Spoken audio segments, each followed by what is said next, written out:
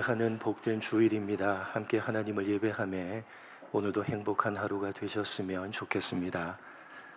사도 바울이 로마 교회에 보낸 편지인 로마서를 차례대로 살펴보고 있습니다. 이 로마 교회는 로마에 거주하고 있던 유대인들이 오순절을 지키기 위해서 예루살렘을 방문했다가 베드로의 설교를 듣고 그들 가운데 일부가 기독교 신앙을 받아들이고 로마로 돌아와서 자발적으로 세운 교회였습니다. 그래서 바울은 자신이 단 한 번도 방문을 하지 못했고 신앙에 대해서 가르친 적도 없었을 뿐만 아니라 당시 내부적으로 상당한 갈등 가운데 있었던 이 로마 교회를 방문해서 기독교 신앙에 대해서 체계적으로 가르치고 싶었습니다. 그러나 여러 가지 사정으로 방문이 여의치가 않자 바울은 프로스 로마요스, 로마 사람들에게 라는 이 로마서를 편지로 적어서 보낸 것입니다. 그런 까닭에 편지 서두인 1장에서 바울은 자신이 로마 교회를 방문하고 싶었던 이유를 기독교 신앙의 가장 중요한 내용인 복음을 전하고 싶었기 때문이라고 밝힙니다.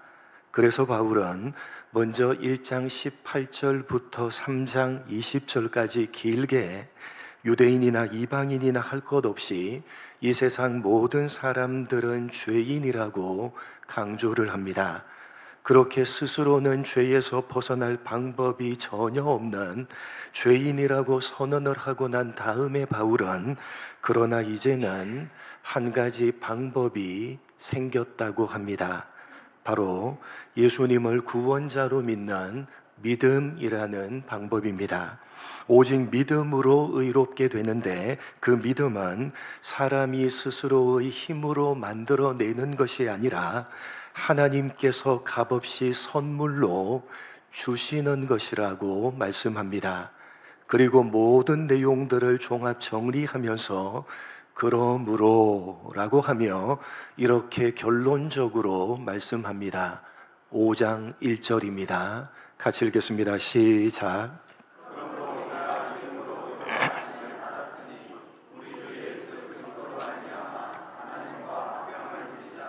죄인인 모든 사람이 의롭게 될 수 있는 방법은 단 한 가지, 오직 예수를 믿음으로 의롭게 되는데 이미 우리 모두는 믿음으로 의롭다 하심을 받았다는 것입니다.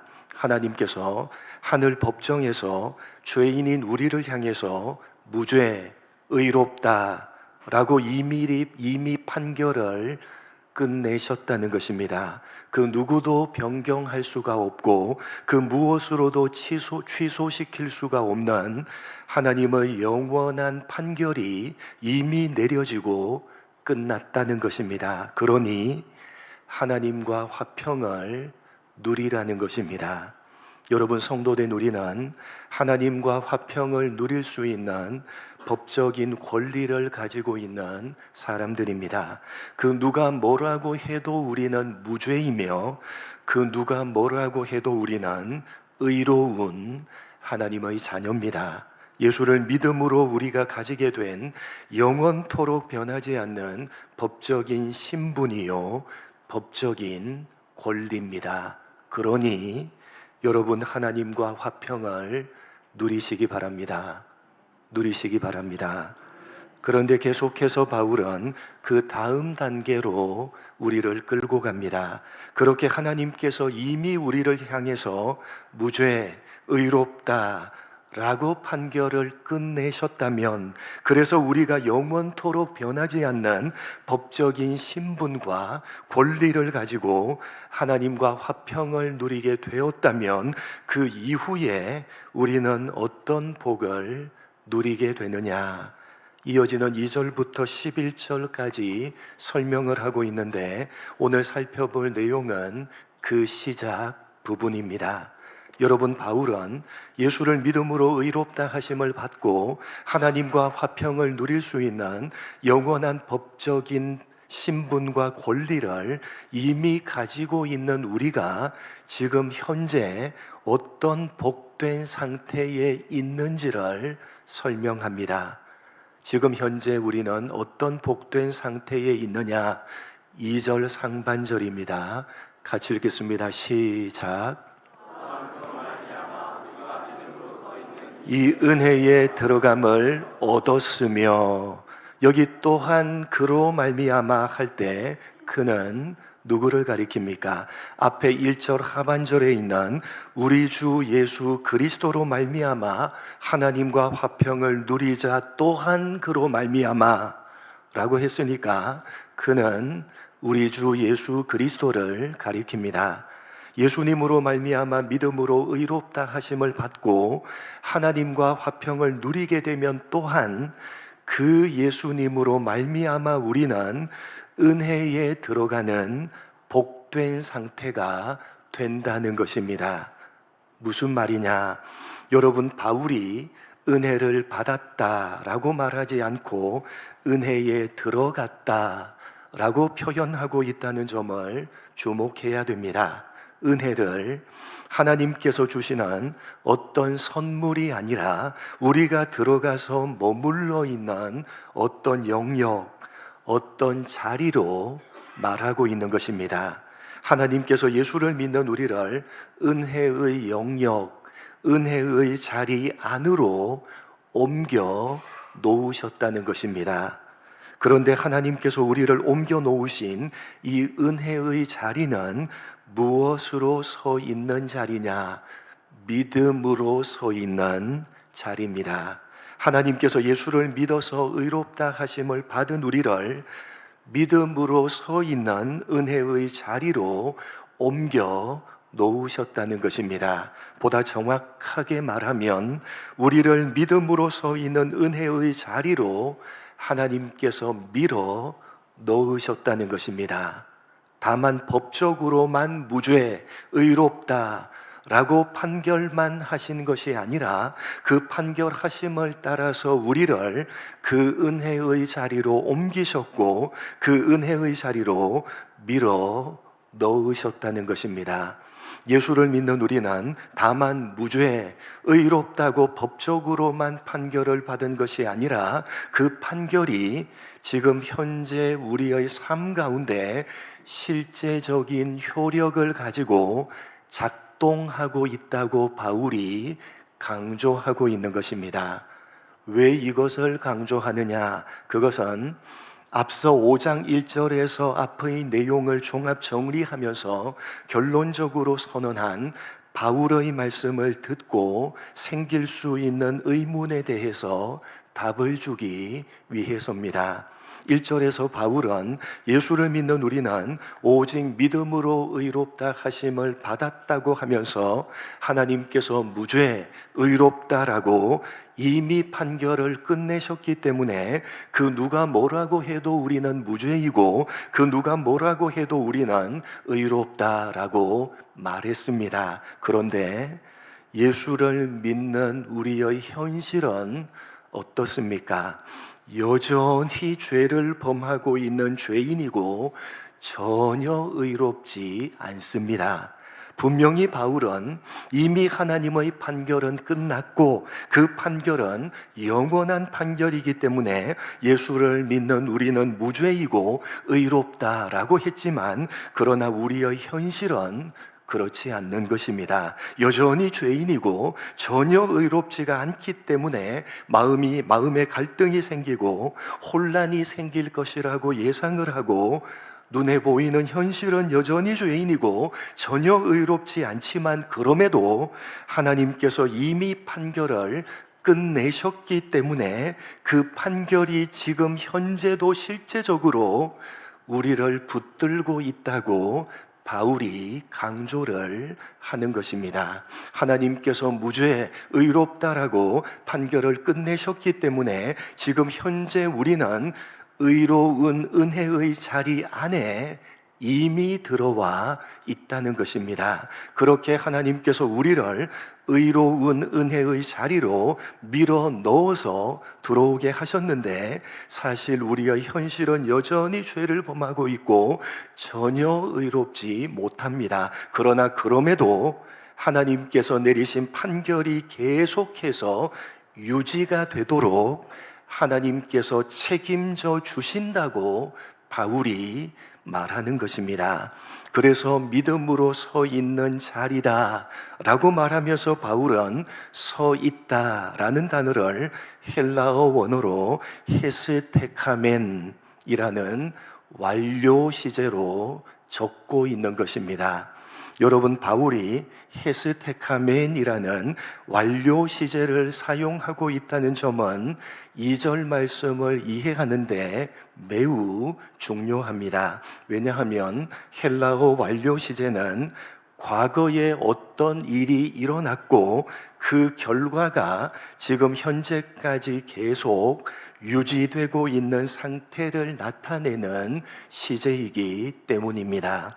그러니까 바울이 믿음으로 서 있다 라고 하는 것은 우리가 스스로의 힘으로 계속 버티고 서 있다는 의미가 전혀 아닙니다. 하나님께서 이미 우리를 은혜의 자리 안으로 들어오게 하셨고, 그렇게 들어오게 하셨기 때문에 지금 현재도 하나님께서 우리가 은혜의 자리 안에 서 있도록 책임져 주고 계시다는 것입니다.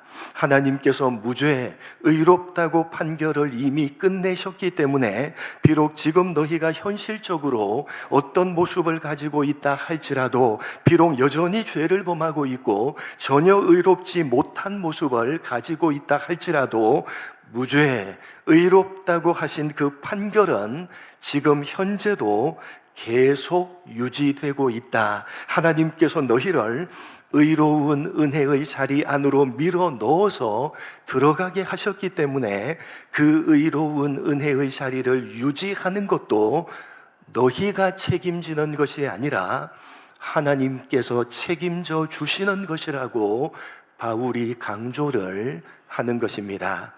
그러나 바울은 하나님의 책임이 여기서 끝난다고 말하지 않습니다. 더 나아가서 하나님께서 어디까지 우리를 책임져 주시느냐, 2절 하반절을 보시면 이렇게 되어져 있습니다. 노란색 부분만 읽겠습니다. 시작. 지금 계속해서 하나님께서 유지시켜 주고 계실 뿐만 아니라 어디까지 책임져 주십니까? 어디까지? 우리가 하나님의 영광을 바라고 즐거워할 때까지입니다. 예수를 믿는 우리가 하나님의 영광을 바라고 즐거워하며 살아가는 그날까지 하나님께서 이미 판결을 내리시고 지금 현재도 유지시켜주고 계시는 우리의 의로움과 우리의 구원을 끝까지 영원토록 책임져 주신다는 것입니다. 여러분, 우리는 오직 예수를 믿음으로 의롭게 되었고 구원을 받았습니다. 그러나 지금 현재 우리는 여전히 죄를 범하고 있고 전혀 의롭지 못합니다. 그러나 그럼에도 예수를 믿음으로 이미 받은 우리의 의로움과 우리의 구원은 절대로 취소되지 않습니다. 비록 우리는 여전히 죄를 범하고 있고 전혀 의롭지 못하지만, 그러나 하나님께서 우리의 의로움과 구원이 유지가 되도록 책임져 주시는 것입니다. 그리고 다만 지금 현재만 책임져 주시는 것이 아니라 2절 하반절에서 보듯이 하나님의 영광을 바라고 즐거워할 때까지, 다시 말해서 죽을 때까지 영원히 책임져 주시는 것입니다. 여러분, 예수를 믿고 구원을 받았음에도 우리는 이 땅을 살아가는 평생 동안을 내 영광을 바라고 내 영광을 즐거워하며 살아갈 것이고, 그렇게 살아가는 것은 우리가 죽어서야 끝이 나게 될 것입니다. 죽어서야 우리는 내 영광이 아니라 하나님의 영광을 바라고 즐거워하게 될 것입니다. 바로 그때까지 하나님께서 우리의 의로움과 우리의 구원을 책임져 주시는 것입니다. 결국 하나님께서 우리를 하나님의 영광을 바라고 즐거워하는 사람으로 만드실 것이며, 그때까지 영원토록 우리의 구원을 책임져 주실 것입니다. 그것이 바로 오늘 바울이 강조해서 말씀하고 있는 바, 예수를 믿음으로 받은 우리의 구원입니다. 여러분, 우리가 시작하고 우리가 유지하고 우리가 책임지는 것이 결코 아닙니다. 하나님께서 시작하시고 하나님께서 유지하시고 하나님께서 영원토록 끝까지 책임져 주시는 것이 바로 우리가 받은 구원입니다. 오직 믿음으로 의롭다 하심을 받는다는 것, 우리가 예수를 믿음으로 구원을 받은 것은 처음부터 끝까지 전적으로 하나님께서 하시는 일임을 바울이 강조하고 또 강조를 하는 것입니다. 죄인인 우리 스스로는 그 어떤 방법으로도 의롭게 될 방법이 없고 구원을 받을 방법이 없기 때문에 오직 믿음으로, 다시 말해서 오직 은혜로 전적으로 하나님께서 우리를 의롭게 하시는 것이고 우리를 구원하시는 것이라고 강조하고 있는 것입니다. 우리가 받은 구원이 우리 자신에게 근거하고 있지 않고 오직 하나님께 근거하고 있는 하나님께서 주시는 선물이라고 바울이 반복해서 강조하며 말씀하고 있는 것입니다. 여러분, 기독교 신앙에 대해서 설명하고 가르치면서 오늘 바울은 기독교 신앙에 있어서 가장 중요한 내용인 예수를 믿음으로 받은 우리의 구원에 대해서 상세하게 설명을 하고 있습니다. 무엇입니까? 예수를 믿음으로 받은 우리의 구원은 하나님께서 시작하시고 하나님께서 유지하시며 하나님께서 끝까지 영원토록 책임져 주시는 것이라고, 우리는 다만 처음부터 끝까지 하나님께서 이루신 그 구원을 값없이 은혜로 선물로 받았을 뿐이라는 사실을 바울이 강조하는 것입니다. 여러분, 오늘 이 말씀에서 우리는 대단히 중요한 사실을 교훈받습니다. 그것은 기독교 신앙은 보상이 아니라 보답이라는 사실입니다. 기독교 신앙은 보상이 아니라 보답이라는 사실입니다.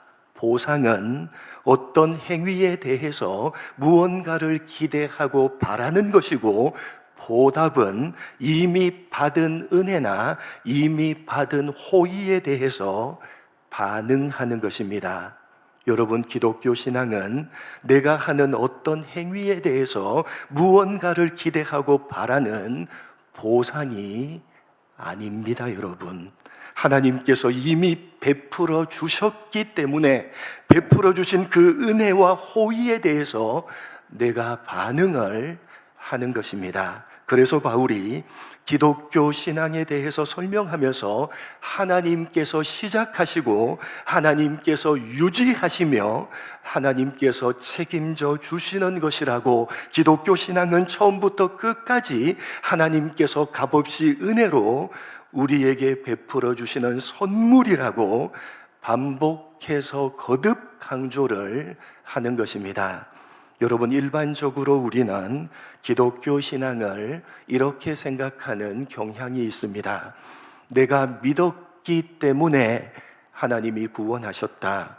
내가 어떤 신앙적인 행위를 했기 때문에 하나님께서 나에게 은혜를 주셨다. 내가 무언가를 잘했기 때문에 하나님이 내가 원하는 무언가를 주셨다라는 식으로 기독교 신앙을 나 자신으로부터 출발시키고 그 이후에 내가 한 것에 대해서 하나님께서 반응하신다라고 생각을 하는 경향이 있습니다. 그러나 여러분, 그건 미신을 비롯한 일반 종교가 가지고 있는 신앙입니다. 기독교 신앙이 아닙니다. 기독교 신앙은 그렇지가 않습니다. 정반대입니다. 하나님이 먼저 하십니다. 우리가 알기 전에 하나님께서 이미 이루시고, 우리가 태어나기 전에 하나님께서 이미 완성하십니다. 우리가 믿기 전에 하나님께서 모든 것을 끝내십니다. 하나님께서 시작하시고, 하나님께서 유지하시고, 하나님께서 이루십니다. 그리고 그 모든 것들을 우리에게 값없이 선물로 주십니다. 그리고 그 이후에 하나님께서 값없이 주신 것들에 대해서 우리가 반응을 하는 것입니다. 그것이 기독교 신앙입니다. 여러분, 미신을 포함하는 모든 일반 종교는 사람이 신을 찾아가고, 사람이 어떤 조건을 만들고, 사람이 신을 위해서 어떤 행위를 합니다. 그리고 그 이후에 사람이 행한 그것들에 대해서 신이 반응을 합니다. 사람이 시작하고 그것에 대해서 신이 반응을 하는 구조입니다. 말하자면 보상입니다. 내가 신을 위해서 열심히 어떤 행위를 하고, 그렇게 내가 열심히 행한 그 행위에 신이 무언가를 주실 것이라고 기대하고 바라는 보상, 그것이 사람들이 만들어낸 미신을 비롯한 모든 일반 종교가 가지고 있는 신앙 구조입니다.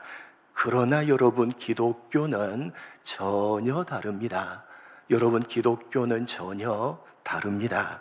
하나님이 시작하십니다. 하나님이 찾아오시고, 하나님이 모든 것을 행하시고, 하나님이 구원을 이루십니다. 그리고 그 모든 것들을 하나님께서 값없이 우리에게 선물로 주십니다. 그런 이후에 하나님이 행하시고 선물로 주신 그 모든 것들에 대해서 우리가 합당한 반응을 하는 것입니다. 하나님이 값없이 선물로 이미 감당할 수 없는 모든 것들을 베풀어 주셨기 때문에, 값없이 베풀어 주신 그 은혜와 그 호의에 내가 합당하게 반응하는 보답, 그것이 기독교 신앙이 가지고 있는 구조입니다. 여러분이 가지고 있는 신앙은 보상이십니까? 아니면 보답이십니까? 여러분, 기독교 신앙은 보상이 아니라 보답입니다. 기독교 신앙은 내가 무언가를 했기 때문에 하나님이 주시는 보상이 아니라, 하나님이 이미 다 주셨기 때문에 그 감당할 수 없는 사랑과 그 감당할 수 없는 은혜에 감격하고 감사해서 기꺼이 내가 드리는 보답입니다. 혹시 여러분은 기독교 신앙을 보상으로 가지고 계시지는 않으십니까? 여러분 만약 여러분 자녀가 머릿속으로 계산기를 두드리면서 여러분을 대한다면 여러분의 마음은 어떠하시겠습니까? 내가 이렇게 부모님 말씀에 순종하면 나에게 용돈을 더 많이 주시겠지. 내가 형이나 누나보다 부모님께 더 잘하면 나중에 나에게 유산을 더 많이 물려주시겠지. 그런데 생각하고 기대했던 것만큼 부모님으로부터 보상이 돌아오지 않으면 순종해봤자, 열심히 잘하고 효도해봤자 아무짝에도 소용이 없구나. 이제 다시는 부모님께 잘하지 않을 거야. 다 쓸데없고 다 부질없는 짓이야. 참 철이 없고 불효막심한 자녀입니다. 그러나 여러분, 철이 든 자녀는 다릅니다. 부모님 때문에 내가 이렇게 지금 여기 존재하고 있는 거지. 내 부모님이 내 더러운 똥기저귀를 다 빨아주시고 다 갈아주시면서 내가 아플 때면 잠 한숨 자지 못 주무시고 차라리 당신이 아팠으면 좋겠다고 하시면서 함께 아파해 주셨지. 나에게 좋은 것을 먹이시려고 엄마는 아빠는 생선 머리를 좋아해 라고 하시면서 생선 몸통을 나에게 양보해 주셨지. 내가 기쁜 일을 당하면 일어나면 나보다 더 기뻐하시고 내가 슬픈 일을 당하면 나보다 더 아파하시면서 나를 위해서라면 물불을 가리지 않으시고 자신을 기꺼이 희생하셨지. 그렇게 당신의 모든 것을 다 하셔서 나를 아끼고 나를 사랑해 주셨지. 철이 든 자녀는 부모님께서 이미 값없이 베풀어 주신 그 사랑이, 그 은혜가 어떤 것인지를 알고 그 가치가 얼마만한 것인지를 아는 것입니다. 말로 다 할 수가 없을 정도로 너무나도 크고 도무지 갚을 길이 없어서 조금이라도 보답하기 위해서 기쁜 마음으로, 감사하는 마음으로 부모님을 섬기는 것입니다. 알아들으시는지 모르겠습니다.